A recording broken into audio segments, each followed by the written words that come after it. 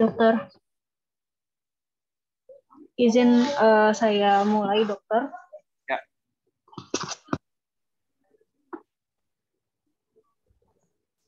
Ya, selamat pagi semuanya. Pagi ini saya akan membahas topik EBCR mengenai blue light filtering IOL dalam pencegahan AMD pasca operasi katarak.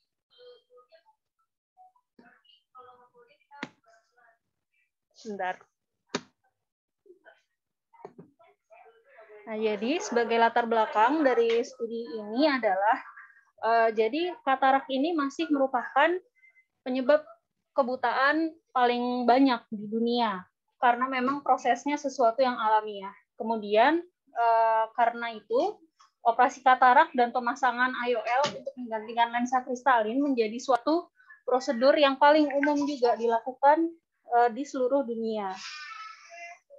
Namun beberapa studi menemukan bahwa lensa kristalin ini sebenarnya ada manfaatnya, protektif terhadap retina, terhadap risiko fototoksisitas. Dikatakan bahwa ekstraksi dari lensa kristalin ini meningkatkan risiko kerusakan retina akibat toksisitas dari gelombang cahaya. Jadi gelombang cahaya seperti apa yang berbahaya? Gelombang cahaya yang lebih memiliki panjang gelombang yang lebih pendek itu dikatakan lebih berbahaya karena memiliki energi yang lebih tinggi, dan secara in vitro studi-studi di laboratorium sudah banyak yang menemukan bahwa pajanan terhadap sinar biru dan sinar ultraviolet yang berada pada spektrum cahaya dengan panjang gelombang yang lebih rendah itu bisa merusak sel-sel retinal pigment epithelium yang dikultur in vitro. Panjang gelombang dari cahaya biru ini sendiri yaitu 460 nanometer atau kurang dari itu. Dan 460 nanometer ini adalah batas yang dikatakan suatu gelombang itu memiliki panjang yang pendek. Nah, sekarang ada lensa intraocular premium yaitu blue light filtering IOL yang dikatakan memiliki sifat fotoproteksi. Jadi blue light filtering IOL ini seperti ini, dia memiliki kromofor atau pigmen yang membuatnya menjadi kuning dan menyerap sinar biru itu lebih baik daripada clear atau untinted IOL. Banyak studi yang mendukung teori-teori yang mendukung manfaat dari blue light filtering IOL ini atau BLF IOL, yaitu dikatakan bahwa dia mengurangi transmisi cahaya pada spektrum yang lebih luas dibandingkan hanya IOL standar, clear IOL yang hanya mengurangi transmisi sampai sinar UV saja. Kemudian didapatkan juga bahwa BLF IOL ini bisa mengurangi penipisan makula pasca operasi katarak dan dapat juga memperbaiki sensasi penglihatan seperti persepsi warna dan lain-lainnya karena dikatakan yellow tint pada blue filtering IOL ini dia lebih mirip dengan lensa kristalin alami pada manusia yang memang ada warna kuningnya, ada pigmen kuningnya di situ. Kemudian karena populernya studi tentang blue light filtering IOL ini juga sudah ada juga studi yang membuat analisis harga terhadap penggunaan BLF IOL ini. Pada suatu economic model yang dibuat pada studi tersebut dikatakan bahwa BLF IOL ini bisa menghemat sampai dengan $100.000 US pada setiap 100 mata yang dipakaikan apabila memang terbukti efektif mencegah pengeluaran untuk pengobatan AMD itu sendiri. Namun kita yang perlu kita buktikan di sini adalah apakah benar memang bisa mencegah HMD penggunaan BLF IOL ini supaya manfaat ini bisa benar-benar dibuktikan.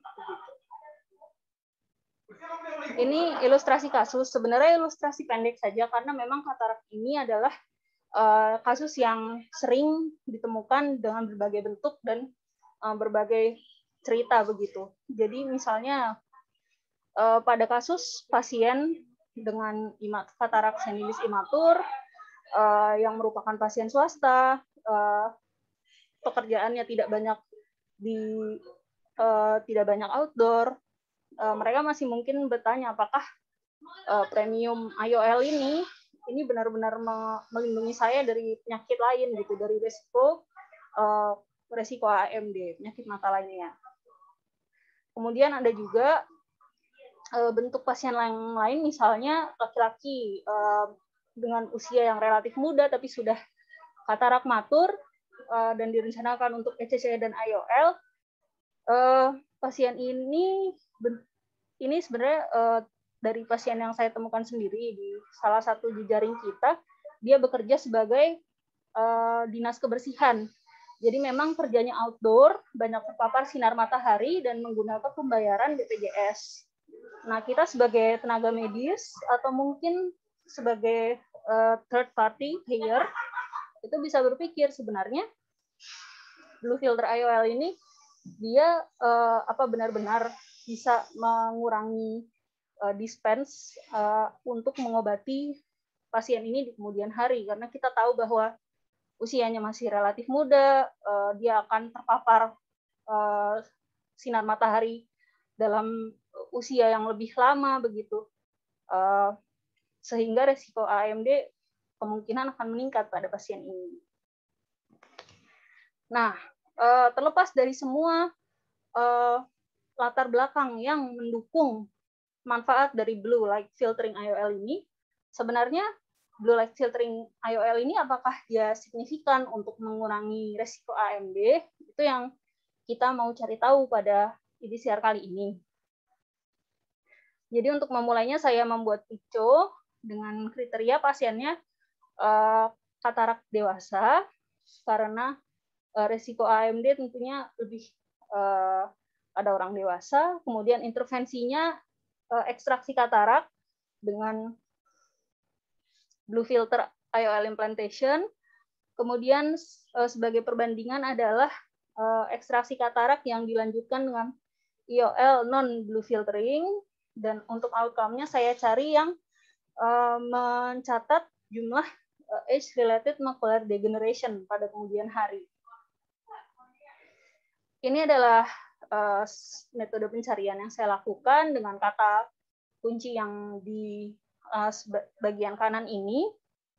Saya cari di 3 database, di PubMed, Science Direct, dan ProQuest. Memang sebenarnya dari kata kunci ini di ProQuest itu ditemukan cukup banyak artikel, tapi ternyata yang sesuai dengan outcome AMD itu hanya sedikit.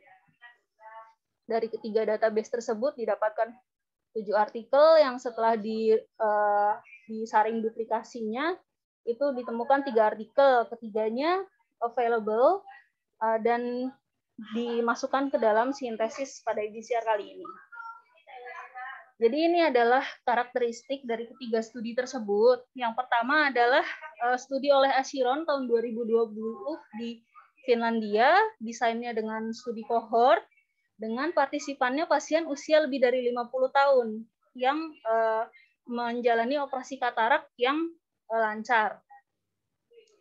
Di situ pada studi kohort tersebut dilihat pasien dengan BLF IOL dan yang non BLF IOL dengan outcome primernya neovascular AMD. Dilihat berapa lama AMD free survival-nya. Kemudian mereka juga melihat BCVA, ketebalan fovea, kemudian central subfield mean thickness dari retina. Ini diukur pada saat diagnosis AMD dan pada saat follow up terakhir setelah treatment AMD. Total waktu yaitu 9 tahun yang mereka alokasikan untuk follow up pasien kohort ini. Studi yang kedua oleh Hamel tahun 2021 ini di Kanada, bentuknya agak berbeda, retrospektif case control. Jadi mereka mulai mencari dengan pasien yang wet AMD dulu dan yang tanpa wet AMD, dengan catatan tanpa penyakit retina lain yang membutuhkan injeksi anti VEGF. Nah, di sini mereka survei ke belakang pada pasien-pasien dengan intervensi yang sudah diekstraksi kataraknya dan sudah ditanamkan IOL 3 tahun atau lebih sebelum tahun dari mereka ambil sampling ini. Nah, dikatakan juga pada studi tersebut bahwa outcome-nya adalah mereka cari dari pasien-pasien tersebut berapa yang dipasangkan blue light filter IOL, mana yang tidak dipasangkan blue light filter, yaitu clear IOL biasa. Kemudian mereka juga cari pada pasien yang AMD itu berapa lama antara injeksi antara operasi kataraknya dengan saat di mana mereka mendapatkan injeksi anti VEGF yang dianggap sebagai AMD yang sudah membutuhkan treatment begitu. Meski mereka mulai lihat dari jarak 3 tahun antara ekstraksi katarak dengan survei sampling ini, tapi mereka mengikuti, pada kenyataannya mereka mengikuti sampai 8 tahun begitu. Kemudian pada studi lain, Li et al. Di Taiwan tahun 2021 juga, bentuknya juga kohort.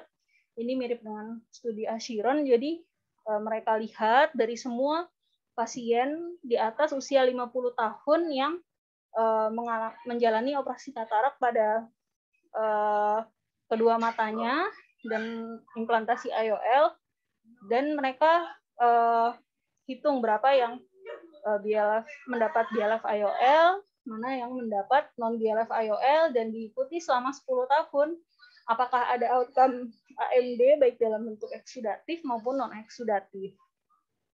Gitu. Ini karakter dari subjek penelitian. Kalau dari studi Ashiron, rata-rata usia adalah 75 tahun dengan pasien yang menerima BLF IOL di sini relatif lebih tua, dan perbedaan ini cukup signifikan. Rata-rata usia yang mendapatkan BLF IOL itu 77 tahun, sedangkan yang non BLF ini 73,8 tahun. Sebenarnya memang pada studi ini karena kohort dia non randomized clinical trial, jadinya memang tidak ada prosedur matching untuk pemilihan BLF atau non BLF IOL ini. Dan ditemukan juga bahwa ternyata penerima BLF maupun non BLF IOL itu sama-sama didominasi oleh wanita, tapi pada BLF IOL ini lebih banyak secara signifikan proporsi perempuan yang menerima. Outcome lain, karakteristik lain, faktor resiko sistemik tidak disebutkan pada studi ini.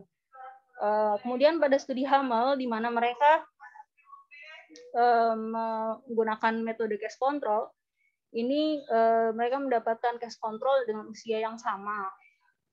Kemudian dari proporsi kasus juga mereka, dari proporsi gender juga mereka memasukkan jumlah yang sama antara laki-laki dan perempuan yang AMD dan yang tidak AMD. Kemudian mereka juga menginput faktor risiko seperti tekanan darah tinggi, penggunaan aspirin, dan hiperlipidemia. Tapi yang signifikan ternyata adalah faktor risiko riwayat merokok, di mana pada case AMD itu tentunya lebih secara signifikan lebih banyak dibandingkan kontrol yang non AMD. Kemudian pada studi Li, Mereka jadi pada studi Lee ini mereka kan mendapatkan jumlah antara penerima BLF IOL dan non BLF itu sangat berbeda. Jadi mereka di sini untuk menilai signifikansi perbedaan antara kedua grup, mereka menggunakan metode ASMD, yaitu Absolute Standardized Mean Deviation dengan threshold signifikansinya itu 0,1. Di atas itu maka perbedaan signifikan. Begitu.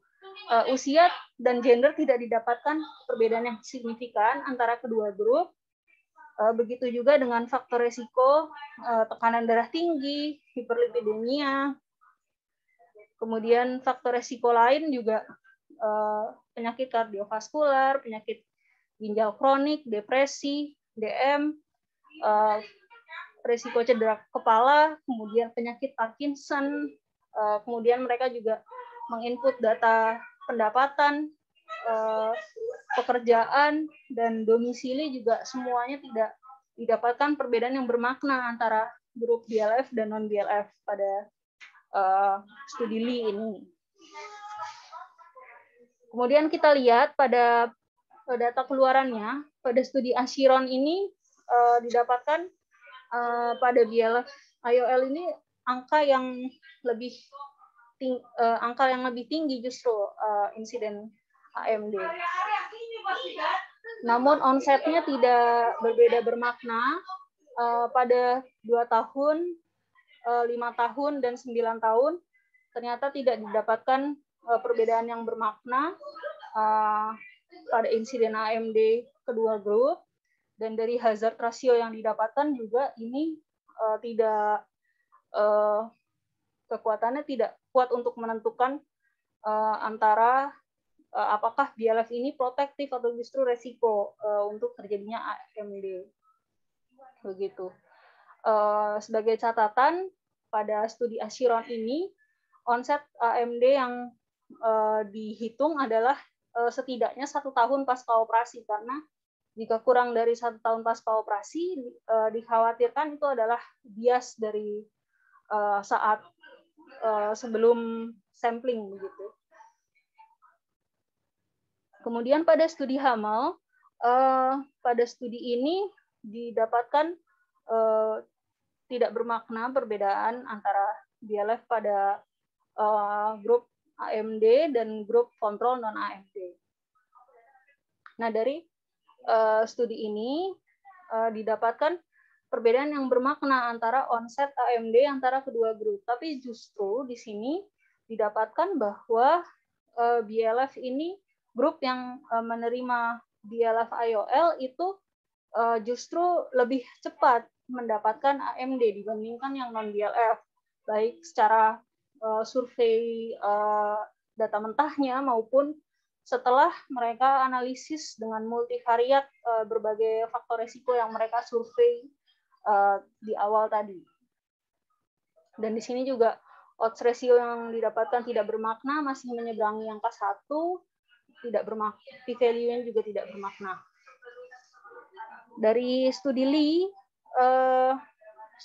ini mendapatkan jumlah antara non-eksudatif AMD yang tidak terlalu bermakna pada kedua grup, begitu juga dengan bentuk eksudatif AMD. Secara onsetnya nanti akan dijelaskan di grafik menyusul. Kemudian dari hazard ratio-nya juga kita lihat di sini tidak bermakna. Di sini masih confidence interval masih melewati 1, p-value tidak bermakna, baik pada keluaran non-eksudatif maupun eksudatif AMD. Begitu. Studi ini meskipun kohort mengatakan bahwa mereka menggunakan metode propensity matching supaya hasilnya bisa mendekati kekuatan seperti randomized clinical trial. Nah, ini ada survival curve pada penelitian Ashiron. Jadi di sini kita lihat pada periode follow up berapa bulan ke berapa ini berapa orang yang dia masih AMD free. Kita lihat bahwa memang trennya semakin lama di follow up, semakin banyak juga partisipan yang mengalami AMD dan semakin sedikit yang free dari AMD. Tapi di sini kita lihat bahwa antara non BLF dan penerima BLF IOL itu mereka tidak berbeda bermakna, trennya sama dan grafiknya juga tidak jauh begitu.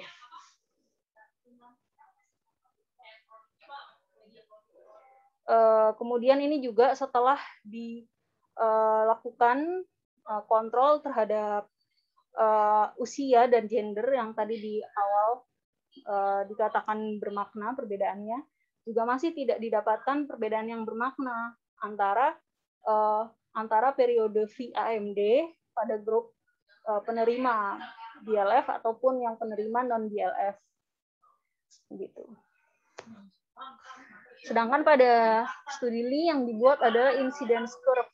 Jadi kita bisa lihat di sini kalau tadi di studi oleh Ashiron itu dia yang dihitung adalah yang survive dari AMD berapa. Kalau di sini incidence AMD-nya berapa. Jadi dia kurvanya kita lihat bahwa semakin lama follow up, semakin banyak yang mengalami AMD, namun tidak didapatkan perbedaan yang bermakna antara grup yang menerima BLF IOL dengan yang non BLF. Ini pada yang tipe non eksudatif. Pada tipe yang eksudatif pun kurang lebih sama, juga masih didapatkan tren meningkat semakin lama di follow up, tapi tidak bermakna antara kedua grup, antara penerima BLF dan non BLF IOL. Gitu. Ini outcome sekunder dari studi Ashiron tadi. Jadi mereka pada pasien dengan AMD mereka itu melihat pada saat outcome-nya pada saat 1 tahun setelah diagnosis AMD dan setelah ditreat dengan injeksi anti VEGF itu pada saat terakhir treatment itu bagaimana parameter-parameter AMD berikut ini. Nah, kemudian didapatkan juga bahwa antara pada pasien yang mengalami AMD, antara grup yang tadinya menerima BLF IOL dan yang non BLF IOL pun pada parameter AMD ini tidak didapatkan perbedaan yang bermakna, baik pada saat 1 tahun setelah didiagnosis AMD maupun pada saat sesudah diterapi. Nah, kemudian kita masuk ke diskusi. Jadi, kalau dari 3 studi pada review ini, hasilnya semua konsisten, yaitu tidak didapatkan proteksi yang bermakna dari penggunaan BLF IOL terhadap risiko terjadinya AMD. Hal ini sesuai dengan penelitian Kara Junior yang mendapatkan bahwa BLF IOL ini tidak bermakna terhadap progresi dari terjadinya lesi patologis makula dibandingkan dengan untinted IOL begitu. Studi ini sebenarnya juga mirip, tapi dia tidak menghitung insiden AMD, melainkan studi mengenai lesi patologis pada makula begitu. Jadi sesuai dengan penelitian Kara Junior ini. Nah, kemudian pertanyaannya adalah kenapa hasilnya berbeda banget dengan teori yang mendukung digunakannya BLF IOL ini. Salah satu studi yang mendapatkan supporting science untuk penggunaan BLF IOL ini yaitu Tanito. Dia mendapatkan bahwa BLF IOL ini memang memancarkan blue light yang lebih rendah begitu dibandingkan clear IOL ke retina. Maksudnya yang diteruskan ke retina itu memang lebih sedikit dibanding clear IOL. Tapi aplikasinya terhadap manusia memang lebih complicated lagi begitu. Tidak bisa semata-mata hasil ini langsung disimpulkan pada manusia karena beberapa alasan. Yang pertama yaitu lens thickness. Jadi IOL itu kan ada ukurannya, ukuran kekuatan dioptri. Nah, itu dengan perbedaan kekuatan dioptri tersebut ternyata mempengaruhi blue light irradiance yang disurvei oleh Tanito et al. Ini. Kemudian pada manusia juga terdapat respon pigmen makulat apabila terjadi kondisi stres. Maka tentunya ada feedback apabila sinar biru atau sinar yang gelombangnya lebih pendek diteruskan ke retina dan terjadi stres, maka masih ada feedback begitu dari tubuh manusia itu sendiri. Kemudian faktor-faktor lain yang kenapa pada manusia ini berbeda dengan teori yang bisa kita dapatkan dari ketiga studi ini, yaitu yang pertama desain studi. Desain studi pada IBCR kali ini, ketiga studi tersebut bukan RCT dan tidak dijelaskan juga alasan apa yang membuat alokasi seseorang mendapatkan BLF IOL atau non BLF IOL.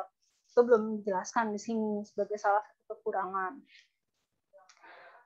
Kemudian lokasi studi, yaitu misalnya studi Achiron itu di Finlandia.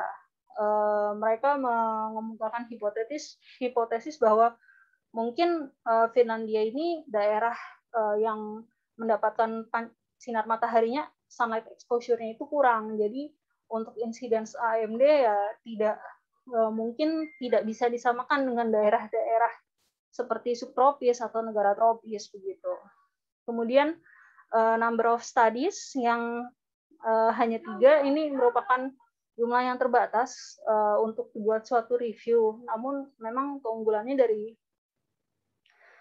ketiga studi ini, termasuk studi cohort, adalah mereka adalah pilot studies yang mencari outcome AMD, dan memang pada cohort dari Achiron dan dari Lee itu jumlah sampelnya, jumlah subjeknya itu besar gitu. Jadi meskipun cohort, mereka berusaha meningkatkan kekuatan power dari studi mereka. Begitu. Kemudian studi lain yang mendukung manfaat dari BLF IOL ini adalah studi dari PIPIS yang mendapatkan bahwa sebenarnya BLF IOL ini masih bisa menurunkan progresi dari atrofi geografik pada pasien-pasien yang memang sudah AMD jika dibandingkan dengan clear IOL. Kemudian pada Sims et al. Pada opininya mengapa BLF IOL ini perlu tetap digunakan, karena BLF IOL ini memberikan visus yang lebih visual experience, yang lebih fisiologik, lebih mirip dengan lensa kristalin yang yellow tinted begitu. Dan selain itu karena theoretical science are convincing. Rata-rata dari studi-studi yang mendukung penggunaan BLF IOL ini alasannya adalah sama seperti ini. Mereka percaya bahwa karena yellow tinted, jadi lebih mirip lensa kristalin, sehingga dikatakan bahwa visual experience, color vision akan lebih mirip dengan kondisi lensa dengan menggunakan lensa kristalin. Kemudian karena latar belakang teori yang memang mendukung studi-studi di in vitro, studi di laboratorium, dan juga studi-studi di hewan begitu. Kemudian tentang AMD itu sendiri, resiko AMD pasca operasi katarak itu sendiri, studi dari Teh et al. Ini dia mencari rekomendasi sebaiknya pasien-pasien AMD itu jika dilakukan operasi katarak bagaimana supaya hasilnya itu lebih optimal begitu. Nah, dia mengatakan bahwa pasien AMD itu mungkin lebih mendapatkan manfaat dari IOL yang mempunyai efek perbesaran, magnifying effect gitu, karena untuk sebagai bentuk untuk membantu visus dalam aktivitas sehari-hari. Dikatakan oleh studi Teh ini bahwa BLF IOL memang belum kuat buktinya baik bukti untuk manfaatnya maupun resikonya, begitu. Kemudian review tentang AMD oleh Augustin, ini dia mengatakan bahwa pencegahan AMD sebenarnya bisa dimulai dari gaya hidup seperti suplementasi zat mikronutrien tertentu pada diet, kemudian berhenti merokok dan menjaga supaya istirahat cukup dan exercise yang reguler, aktivitas fisik yang reguler ini lebih terbukti untuk menghindari untuk pencegahan AMD begitu. Kalau blue light filtering IOL ataupun blue light filtering spectacles itu masih banyak keterbatasannya begitu dalam pencegahan AMD. Jadi dari kesimpulan dari review ini, konsep fotoproteksi dari BLF IOL ini sebenarnya sudah didukung dengan studi yang luas, studi in vitro dan studi pada hewan. Namun pada manusia, jika kita cari outcome-nya apakah benar-benar bermakna secara klinis untuk menghindari AMD, itu masih belum cukup bukti. Kemudian kalau dari berbagai review, risiko bahaya dari BLF IOL ini sendiri juga masih belum kuat. Bahaya seperti yang dikhawatirkan misalnya seperti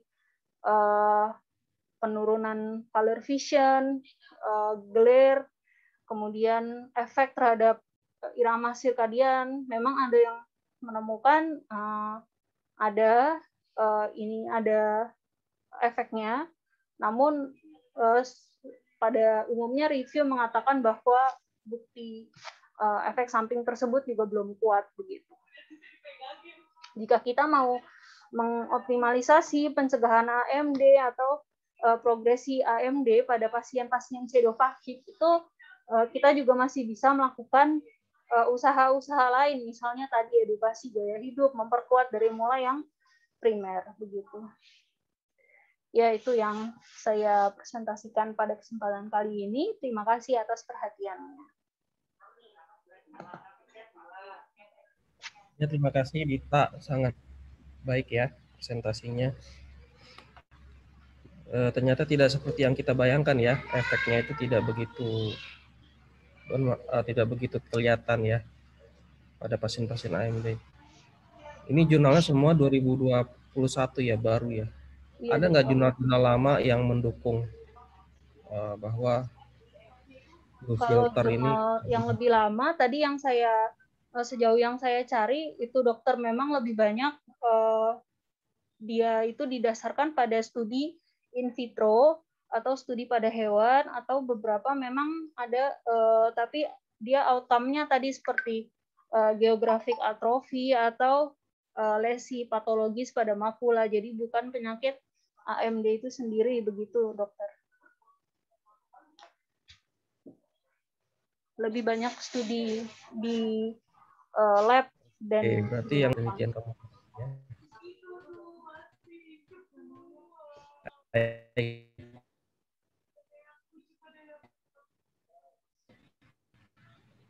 dibuka sesi diskusi, silakan. Baik. Pertanyaan kita sebelumnya dokter menjelaskan bahwa salah satu keterbatasan dari studi Asiron et al. Adalah karena dilakukan di Finlandia yang memiliki exposure dari sinar matahari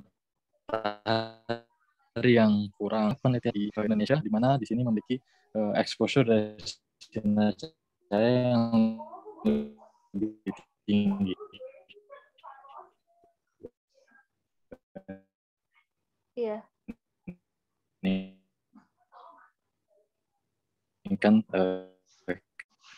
tiga tempat tersebut. Iya, saya coba jawab. Maaf, ini waktu mulai tanya jawab sinyal saya agak. Terima kasih.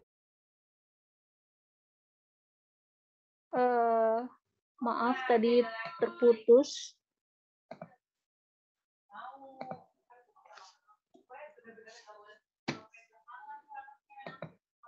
Ya, saya mau coba jawab pertanyaan Dokter Tono. Izin bertanya terhadap Dita. Jadi pada usianya di atas, ada yang tadi 70 tahun ke atas, dan ini ada yang lebih dari 50 tahun. Yang ini saya tanyakan, mungkinkah pada AMD sendiri itu kan faktor resiko tertingginya memang dari usianya itu yang tidak bisa kita rubah ya. Maksudnya ada seiring dengan usia bertambah tua, otomatis resiko AMD juga meningkat.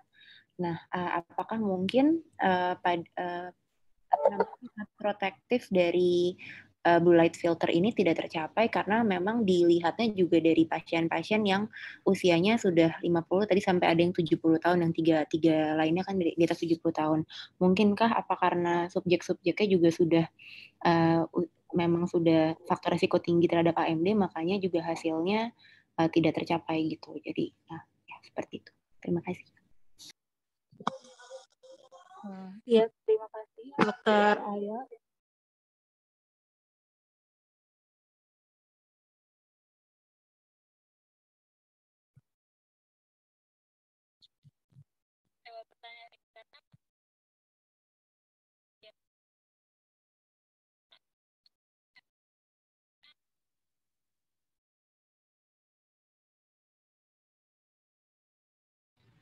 Suaranya tidak terdengar, Dita. Iya, Dokter. Izin, apakah sudah terdengar sekarang? Ya, sudah. Ya, jadi permasalahannya selain karena AMD ini memang resikonya mulai dari usia 50 tahun ke atas, operasi katarak itu sendiri juga pada umumnya saya belum survei, tapi kalau dari pengalaman memang biasanya dilakukan pada pasien dengan usia 50 tahun ke atas juga. Mungkin pada usia yang kurang dari 50 tahun, masih 40 tahun ke bawah, itu mungkin penyebab kataraknya, etiologi kataraknya juga lain. Ada mungkin karena ada efek komplikata atau apa, sehingga resiko komorbid tertentu, sehingga resiko dari AMD dan komplikasi lain juga meningkat begitu. Kalau menurut saya sebenarnya cukup masuk akal dimulai dari kriteria pasien usia 50 tahun begitu, karena memang operasi katarak banyak pada usia 50 tahun ke atas dan mereka sama-sama juga sudah resiko AMD begitu. Usia 50 tahun ke atas. Jadi mungkin kalau studi yang menyasar pada usia yang lebih muda, mungkin juga masing-masing peneliti punya pertimbangan lain begitu. Iya, sorry, saya mau join ya. Mau tanya dikit dong. Ini tadi jadi kesimpulannya blue filter ini bisa mencegah atau gimana tadi ya? Dokter, dari studi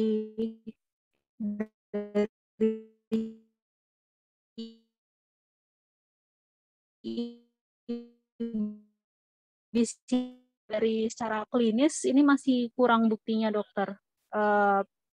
Impact-nya secara klinis itu masih kurang di LF-IOL ini, baik impact yang positif maupun yang negatif. Tapi kalau sudah beredar itu biasanya dilakukan in vitro, di lab atau pada hewan, Dokter, begitu. Jadi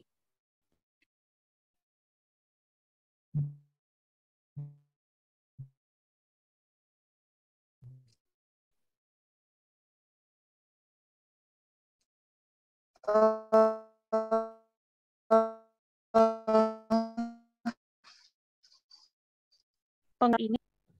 Oke. Ya. Oke. Thank you.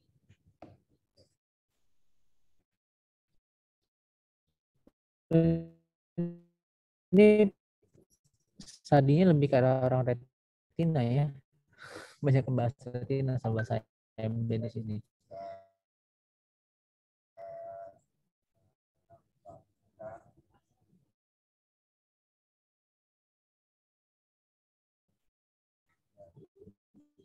sebenarnya kita jadi punya masukan, punya insight ya. Bagaimana? Sebenarnya sih harganya nggak terlalu jauh berbeda nih dari satu produsen atau distributor lensa yang sama.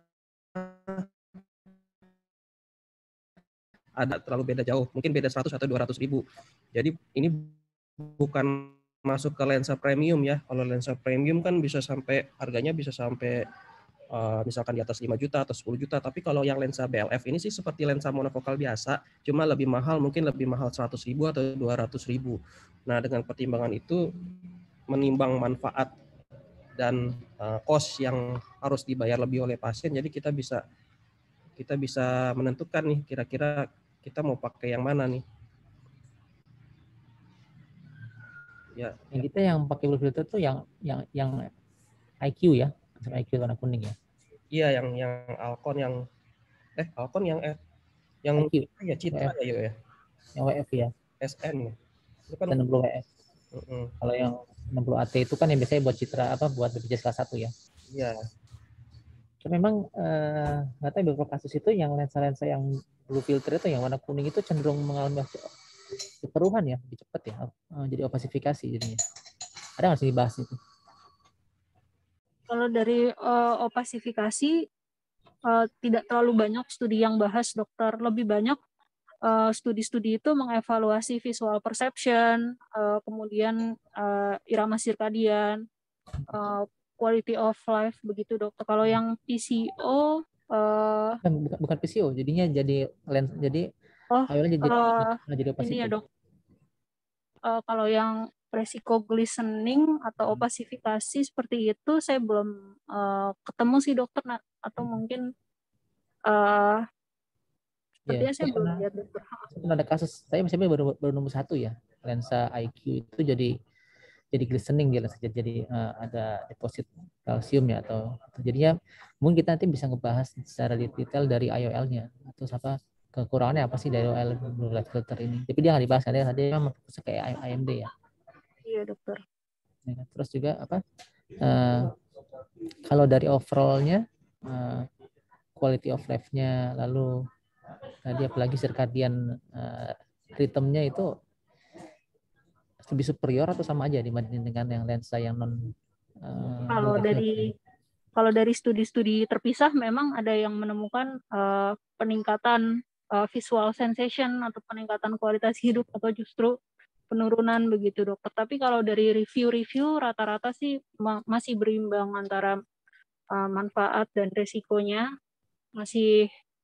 hasilnya masih ada yang positif, ada yang negatif. Jadi kalau dari beberapa review itu mengatakan belum kuat juga, maksudnya belum cenderung ke arah mana untuk manfaat atau resiko secara visual perception atau quality of life-nya dokter. Berarti cuma menang warna doang ya, sama teori dulu ya. Padahal fakta di lapangan masih sama ya. Iya, kalau dari teori dokter menangnya. Kalau studi lab sudah banyak yang dukung. Oke. Kalau kualitas tajam penglihatan sama kualitas penglihatan kayaknya sih sama ya. Soalnya kalau kurang pasti lensa ini nggak akan banyak dipakai ya. Mungkin sama, tapi kalau saya punya pengalaman juga pasien sebelahnya itu pakai yang lensa yang putih ya, sebelahnya pakai lensa yang kuning. Dua-duanya sama-sama bagus lensanya.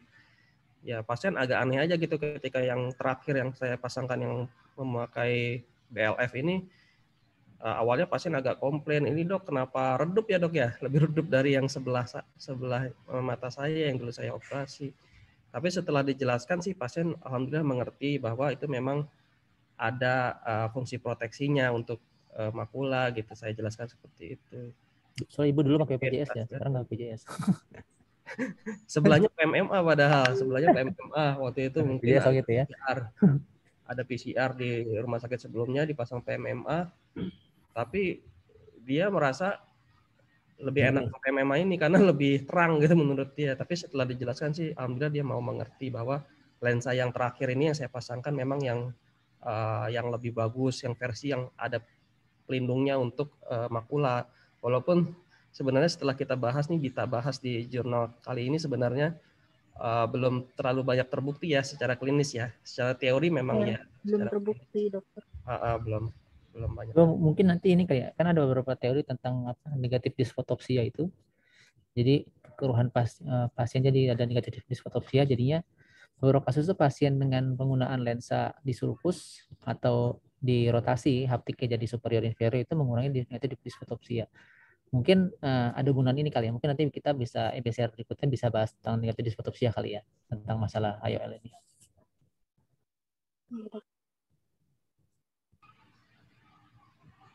Ya, satu pertanyaan lagi barangkali. Atau dari Velo, Dr. Grando ada komentar dok? Atau pengalaman? Selamat pagi dok. Ya. Selamat pagi Dr. Marabi dan Dr. Rio dan teman-teman. Pengalaman sih saya nggak ada ya dok untuk BLF ini. Cuma saya mau tanya ke presentan, kira-kira BLF ini untuk kedepannya berpotensi nggak mengurangi AMD? Kalau iya, kira-kira modifikasi apa yang perlu dilakukan pada lensanya, EIOL-nya? Kalau tidak, kira-kira ada faktor lain nggak dari lensa kristalin yang mempengaruhi penghambat AMD? Terima kasih. Ya, terima kasih Dr. Grando pertanyaannya. Saya coba jawab dari yang paling mudah dulu. Mungkin kalau dari efek dari lensa kristalin yang menghambat, yang bisa memperlambat AMD itu, ya mungkin karena sebenarnya ada ini juga ya dok, ada ada keterbatasannya juga karena dengan tebalnya lensa kristalin dia mengurangi fototoksisitas tapi juga mengurangi visus kalau kataraknya sudah tebal begitu dokter. Jadi mungkin itu kalau dari lensa kristalin efek protektifnya memang dikatakan semakin bertambah semakin dengan usia begitu pada pasien-pasien muda yang masih lensanya masih jernih. Jika berada di bawah sinar matahari itu dikatakan lebih resiko fototoksisitasnya meningkat dibandingkan yang pasien yang lebih tua yang sudah lebih padat begitu lensa kristalinnya. Kalau untuk perbaikan terhadap blue tinted IOL, maksud saya blue filter IOL ini agak sulit ya dok kalau baru dari EBCR ini kita berangkatnya karena mungkin butuh penelitian yang lebih kuat seperti RCT begitu untuk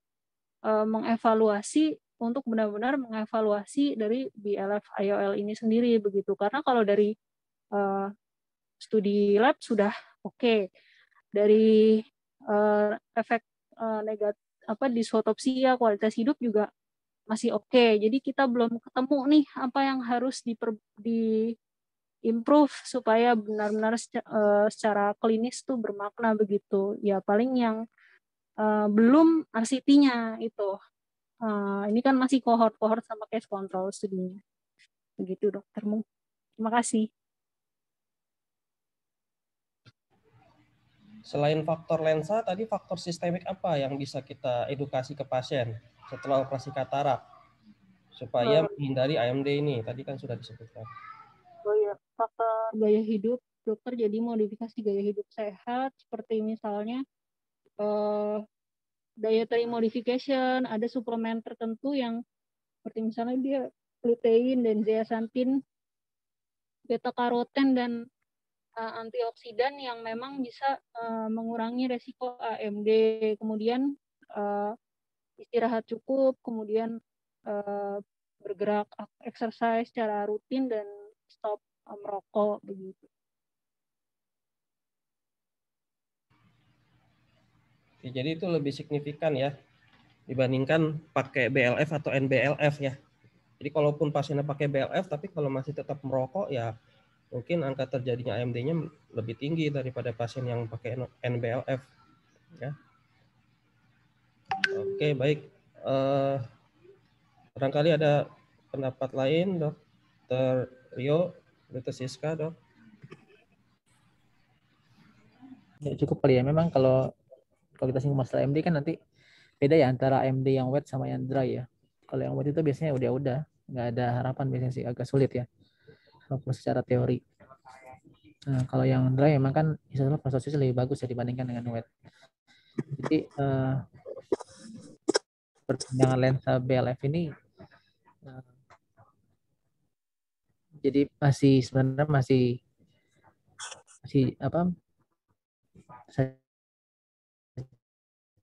secara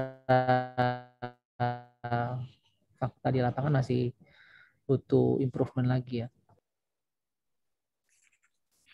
Ya, mudah-mudahan suara saya bisa didengar dengan jelas karena Jelas ini banget. areanya mungkin sebentar lagi akan sampai ke blank spot. Saya rasa Dr. Dita sudah menyampaikan dengan sangat baik dari hasil literatur research-nya. Ya rupanya sampai saat ini kita belum bisa menyamai ciptaan Tuhan dalam hal ini, bahwa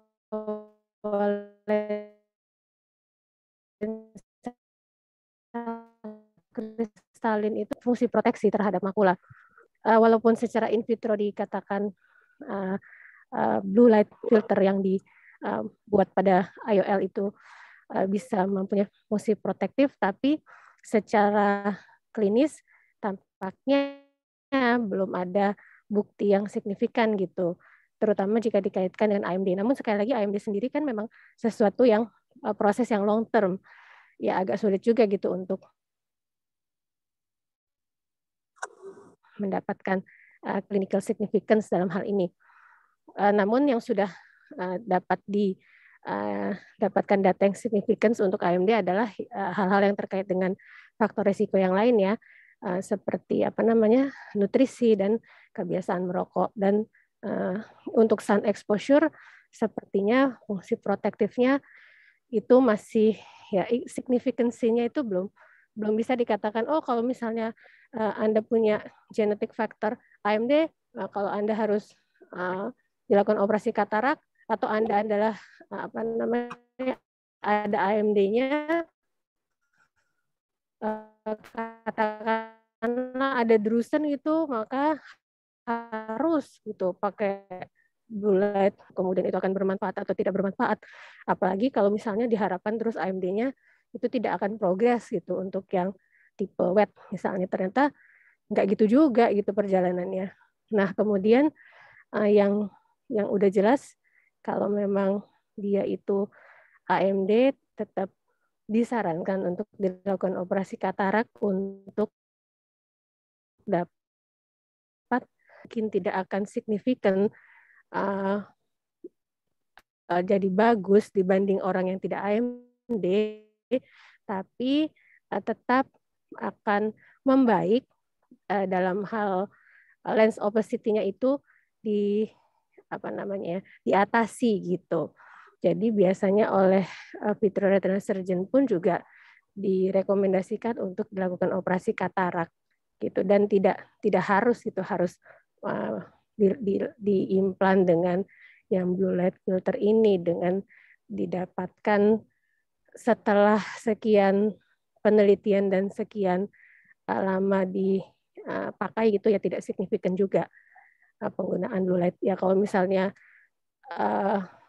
ada ya silahkan, kalau enggak juga ya enggak apa-apa juga. Yang penting ya lakukan operasi katarak, karena mungkin untuk treatmentnya juga mungkin dengan lens yang clear jadi lebih mudah. Mungkin seperti itu ya.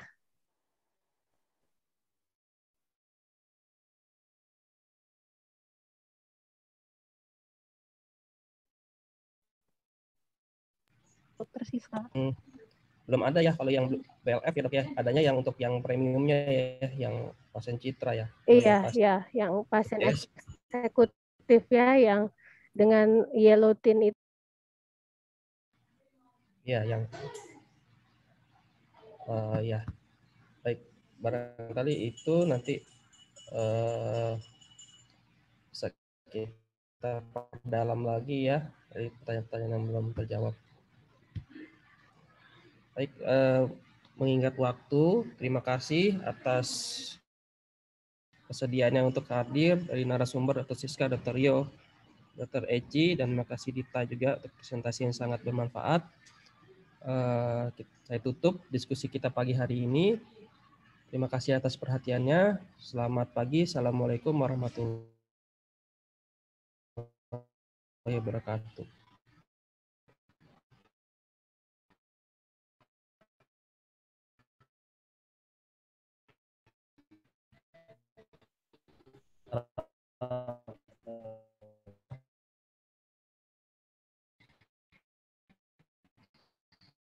Terima kasih, Dok.